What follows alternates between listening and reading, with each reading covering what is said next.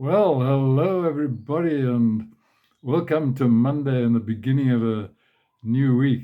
May it be a great one for you. I wonder if you've got to that stage in your life where you don't remember quite as well as you used to. and I think I'm there. Well, I'm going to tell you a story about Andrew Robinson. You know, we saw him on the screen, those of us who went to the Thanksgiving service for the 20th anniversary, and we've had it on the WhatsApp as well.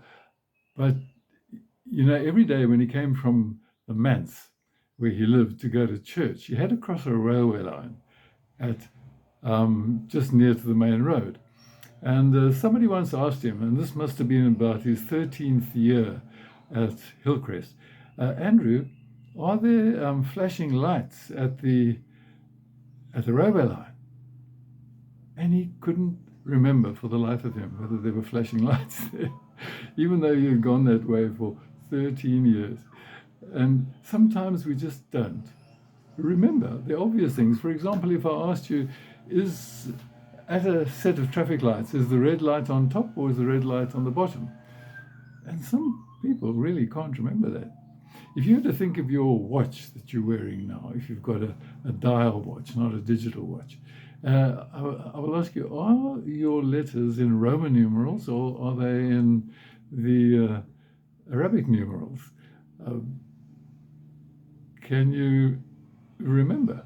And have you got a six at the bottom, or have they left the six off because there's perhaps another little thing on your watch that gets in the way?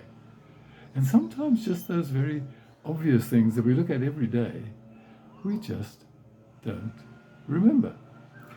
Well, now this is a time of the year when we remember all sorts of things, and in our church, we were remembering the last 20 years that we've had on that property, and we had a wonderful celebration last weekend, or the weekend before last.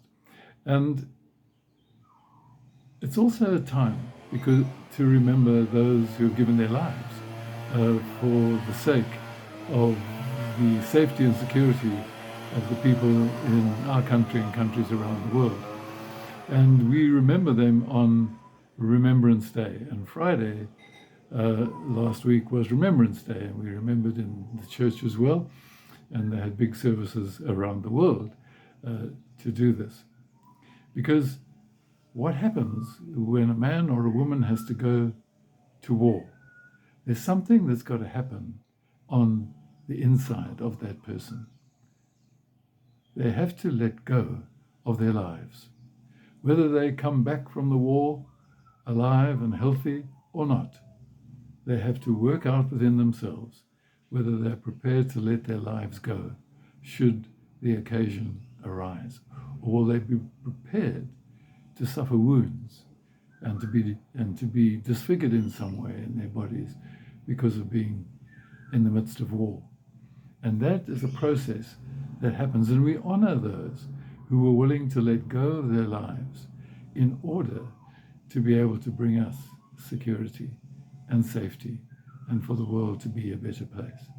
And for all those who fought in just and wars for a good cause, we give thanks to God for them. Well, there's a hymn that we sing from long ago called Onward Christian Soldiers.